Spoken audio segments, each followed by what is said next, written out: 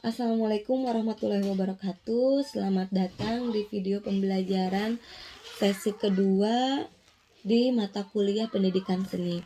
Kali ini kita akan bahas tentang fungsi dan kedudukan seni dalam kehidupan masyarakat.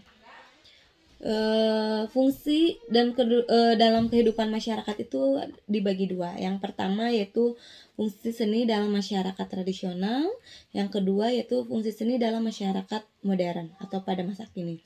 Kita bahas tentang fungsi dalam masyarakat tradisional. Dalam pemahaman umum, seni sering diartikan hanya sebagai hiburan. Konotasi inilah yang perlu kita perjelas, tidak hanya sebagai media hiburan.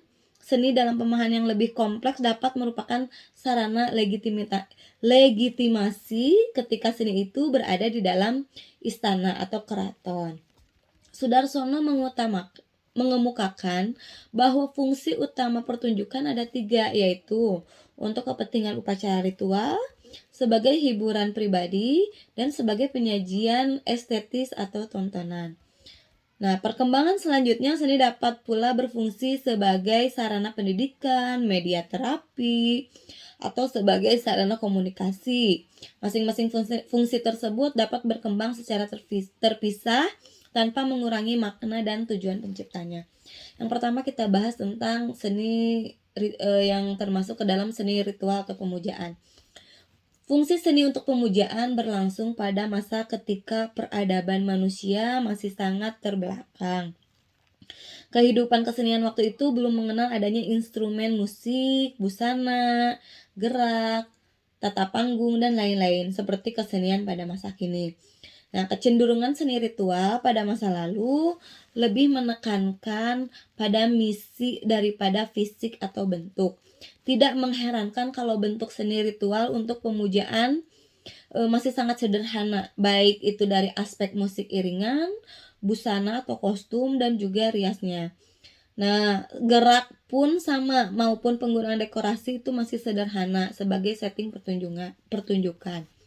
Pada saat ini kita masih dapat menjumpai jejak-jejak seni yang berperan sebagai media ritual atau pemujaan. Misalnya tari barong untuk upacara di Bali. Nah, yang selanjutnya yaitu seni sebagai tontonan atau tuntunan. Fungsi tuntunan lebih menyentuh pada misi yang secara verbal atau diungkapkan.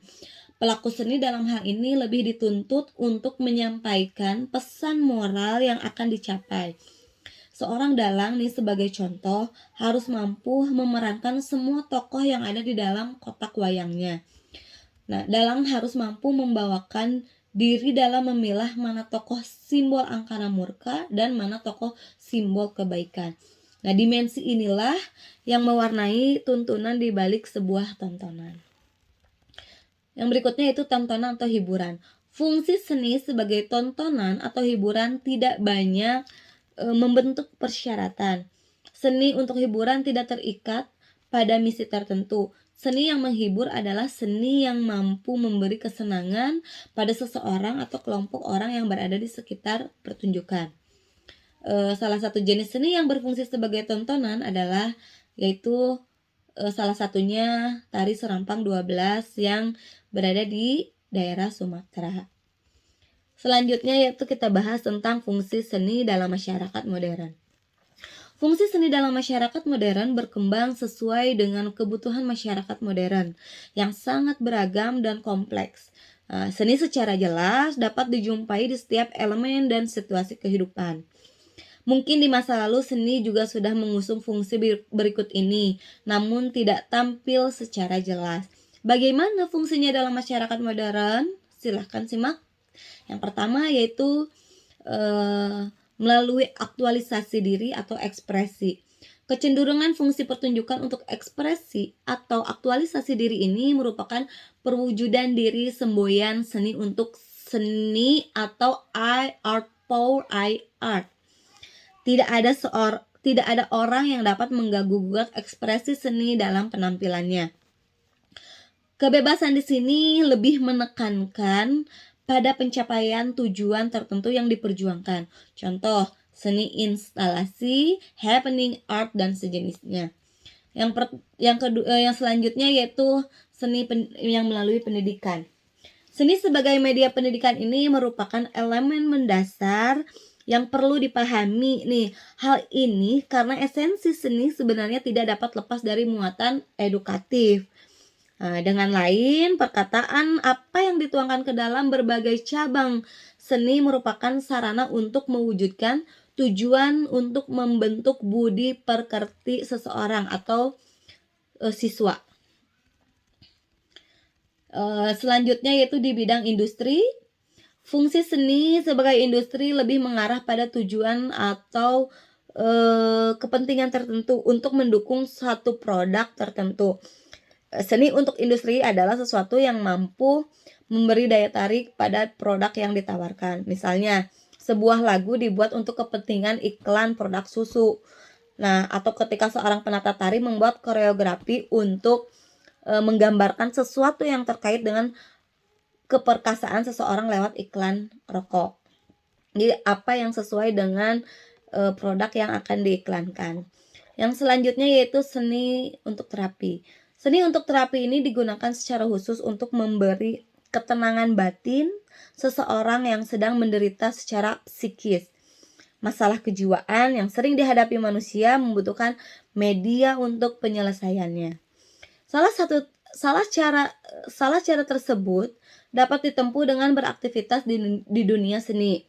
Dengan berolah seni, seseorang yang memiliki permasalahan atau tekanan jiwa akan terobati. Dengan demikian, orang belajar seni untuk terapi hanya sebagai media untuk memberi siraman estetis melalui kegiatan seni yang ia gemari. Yang selanjutnya yaitu seni komersial atau instan. Seni untuk kategori sebagai alat mendatangkan keuntungan atau entertainment. Ini bisa dibuat untuk keperluan dan keinginan si penanggap. Apapun bentuk dan wujud kesenian itu, asal mampu memenuhi keinginan pembeli tidak masalah. Walaupun kadang-kadang harus menyimpang pada norma estetis yang berlaku. Seni untuk fungsi ini terjadi karena permintaan yang makin banyak. Dunia pariwisata membuka peluang untuk pengemasan jenis-jenis pertunjukan kemasan. Nah, jadi fungsi utama pertunjukan yaitu tadi ada 3 ya, yang diungkapkan oleh Sudarsono. Dan sebagai penyajian dan sementara seni dalam kehidupan masyarakat modern ini diantaranya adalah sebagai media, ekspresi, pendidikan, industri, terapi, dan komersial. Mungkin penjelasan untuk pertemuan sesi 2 ini sekian dan terima kasih. Kita akan berjumpa lagi di pembelajaran sesi berikutnya. Wassalamualaikum warahmatullahi wabarakatuh.